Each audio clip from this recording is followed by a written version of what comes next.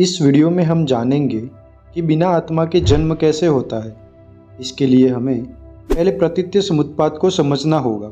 प्रतीत्य अर्थात एक के होने से, एक पर निर्भर होकर, और समुत्पाद यानी उत्पन्न होना।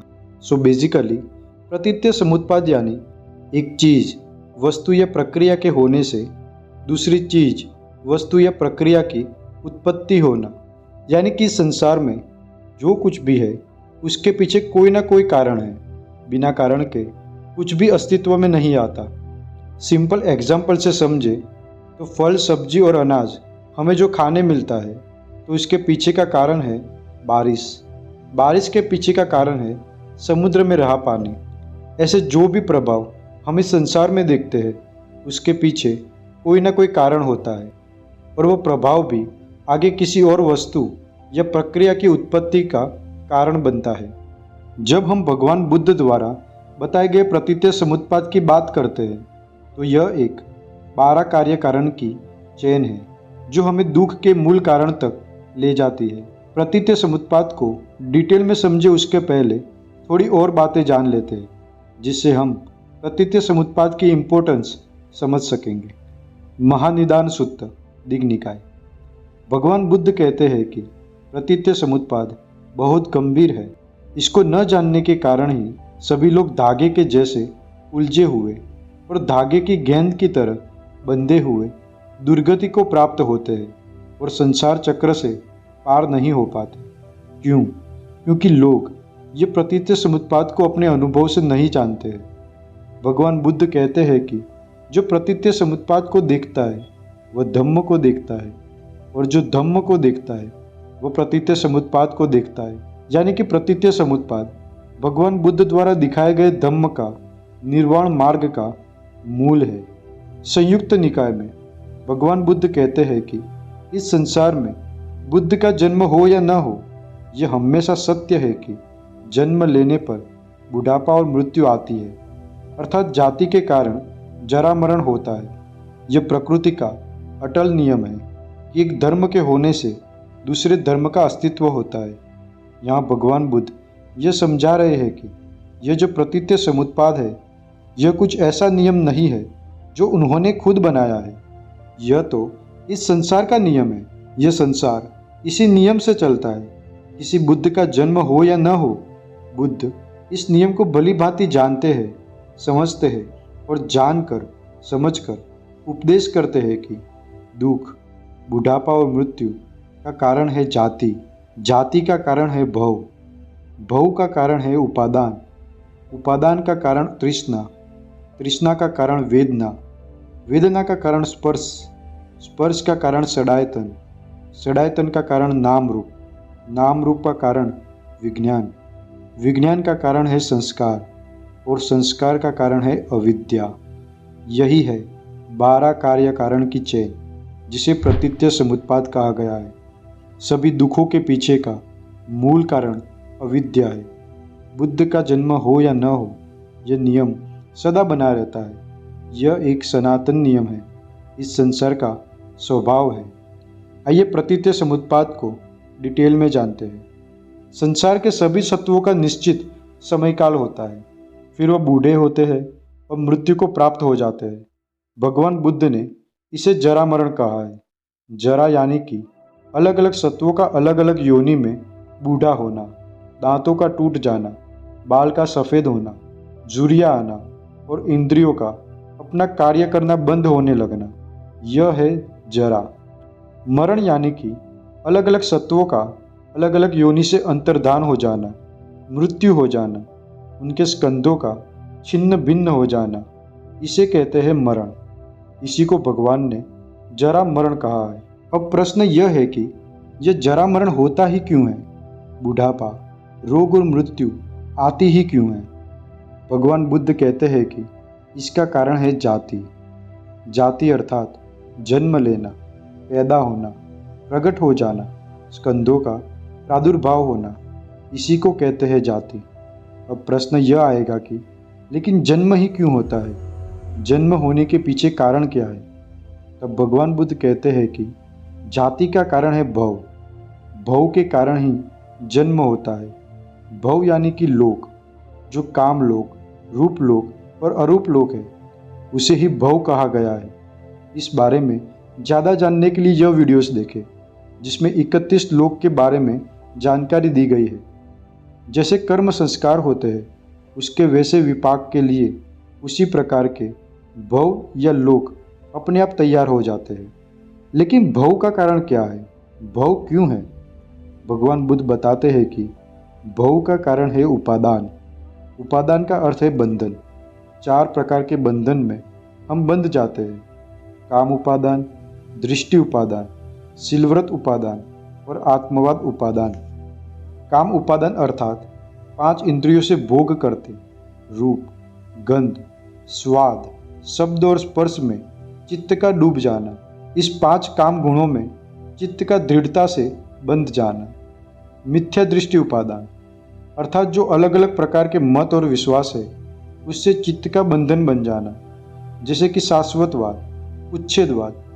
कई लोग ऐसा मत और ऐसी गलत दृष्टि बना लेते हैं कि सिर्फ एक क्रिएटर है, जब बात पर विश्वास रखने से मुझे स्वर्ग मिलेगा। और भी बहुत प्रकार की मिथ्या दृष्टि है जो बंधन बनती है और बार बार संसार में जन्म लेने का कारण बनती है। शील व्रत उपादान अर्थात कोई एक व्रत या नियम को अपने मुक्ति का मार्ग समझ लेना, जो उसका बंधन बन जाता है। हमारे भारत देश में ऐसे बहुत सारे शील और व्रत मिलेंगे जिसको वह मुक्ति का मार्ग मान लिए है।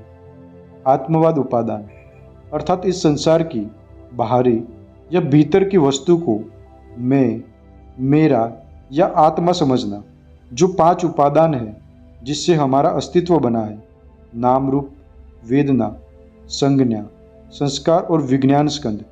इसको मैं, मेरा या आत्मा मानने लगता है, उससे चित्त को बांध लेता है और यह आत्मभाव उसके पुनर्भव का कारण बनता है। यह जो उपादान है, यह कब और कैसे हमारा बंधन बन जाता है, हमें पता भी नहीं चलता।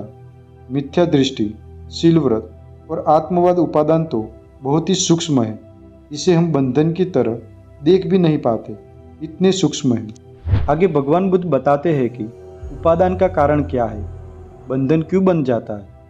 तो उपादान का कारण है तृष्णा, और तृष्णा 6 प्रकार की है। तृष्णा का अर्थ है तीव्र इच्छा। तो इसी तीव्र इच्छा या कामना के कारण उपादान या बंधन बनता है। एक एग्जाम्पल लेते हैं। हम भी खाना खाते हैं और भगवान बुद्ध भी खाना खाते थे, लेकिन ये खाने का स्वाद हमारे लिए उपादान बन जाता है। लेकिन भगवान बुद्ध के लिए जो स्वाद उपादान नहीं बनता है। क्यों? क्योंकि भगवान बुद्ध और अरहत भिक्षुओं ने तृष्णा को नष्ट कर दिया है। इसका मतलब है कि इस संसार में जो कुछ भी है, स्त्री, पुरुष, अच्छा खाना और बहुत सारी भौतिक वस्तुएं, उसके कारण बंधन नहीं बनता है। वो सब तो संसार में पहले भी था और आगे भी रहेगा। भगवान बुद्ध के समय भी ये सब भौतिक वस्तुएं थी, लेकिन यह सभी भौतिक चीज़ों में आसक्त हो जाना, तृष्णा को जगाना, तीव्र इच्छा बांध लेना, यह हमारे उपादान या बंधन का कारण बनता है। अब प्रश्न यह है कि तृष्णा क्यों उत्पन्न होती है। भगवान बुद्ध बताते हैं कि वेदना के कारण तृष्णा उत्पन्न होती है। वेदना यानी अनुभूति, सेंसेशन होना। वेदना भी 6 प्रकार से उत्पन्न होती है और 3 प्रकार की वेदना होती है: सुखद वेदना, दुखद वेदना और असुखद वेदना। लेकिन वेदना क्यों उत्पन्न होती है? तब भगवान बुद्ध बताते हैं स्पर्श के कारण वेदना होती है। जब कोई इंद्रिय का विषय और विज्ञान, इन तीनों का मिलन होता है, उसे स्पर्श कहते हैं। जैसे कि जो रूप है वह चक्षु इंद्रिय का विषय है। जब आँख कोई रूप को देखती है और चक्षु विज्ञान उत्पन्न होता है, इन तीनों के मिलन को चक्षु संस्पर्श कहते हैं। जब आंखें रूप को देखती है तो विषय और इंद्रिय का मिलन होता है। स्पर्श के कारण सुखद, दुखद या अदुख वेदना उत्पन्न होती है। वेदना के कारण ही तृष्णा उत्पन्न होती है कि यह सुखद वेदना है, यह मुझे चाहिए, यह दुखद वेदना है, यह मुझे नहीं चाहिए। ऐसी इच्छा या तृष्णा से ही बंधन या उपादान बनता है। उपादान से ही भव बनता है। भव के कारण ही जन्म होता है। जन्म के कारण ही जरा मरण, रोना पीटना, दुख उत्पन्न होता है। तो स्पर्श ये 6 प्रकार के हैं। लेकिन स्पर्श का कारण क्या है, किस वजह से स्पर्श उत्पन्न होता है? तो स्पर्श का कारण है षडायतन। ये 6 आयतन या 6 इंद्रियों की वजह से स्पर्श हो पाता है। अगर ये आँख, कान, नाक आदि नहीं होते तो क्या कभी स्पर्श हो पाता? आँख नहीं होती तो रूप नहीं दिखता, रूप नहीं दिखता तो स्पर्श कैसे होता? स्पर्श नहीं होता तो वेदना नहीं, ऐसे आगे की लिंक टूट जाती। अर्थात ये जो षडायतन है यही वजह है स्पर्श की। अगर ये षडायतन निरुद्ध हो जाए तो स्पर्श भी नहीं होगा। षडायतन को निरुद्ध करने के लिए उसके पीछे के कारण को निरुद्ध करना होगा। तो षडायतन यानी कि यह 6 इंद्रियां क्यों उत्पन्न होती है? तब भगवान बुद्ध कहते हैं कि नाम रूप के कारण ये 6 इंद्रियां अस्तित्व में आती है। नाम यानी कि वेदना, संज्ञा, चेतना, स्पर्श और मन के विचार वितर्क, इसी को नाम कहते हैं। 4 महाभूत से जो बना हुआ शरीर है उसी को रूप कहते हैं। यही नाम और रूप के कारण षडायतन होता है। सोचो कि अगर रूप अर्थात शरीर ही नहीं होता तो 6 इंद्रियां कैसे होती? ऐसे सत्व भी मौजूद है जिनके पास रूप नहीं होता है, सिर्फ नाम होता है, जो अरूप लोक में उत्पन्न होते हैं, जिसने 5वीं से 8वीं ध्यान समाधि प्राप्त की होती है। ज़्यादा जानकारी के लिए यह वीडियो देखें। अब नाम रूप का कारण क्या है? तो भगवान बताते हैं कि नाम रूप का कारण है विज्ञान। विज्ञान के होने से नाम रूप होता है। विज्ञान 5 कंधों में से एक है।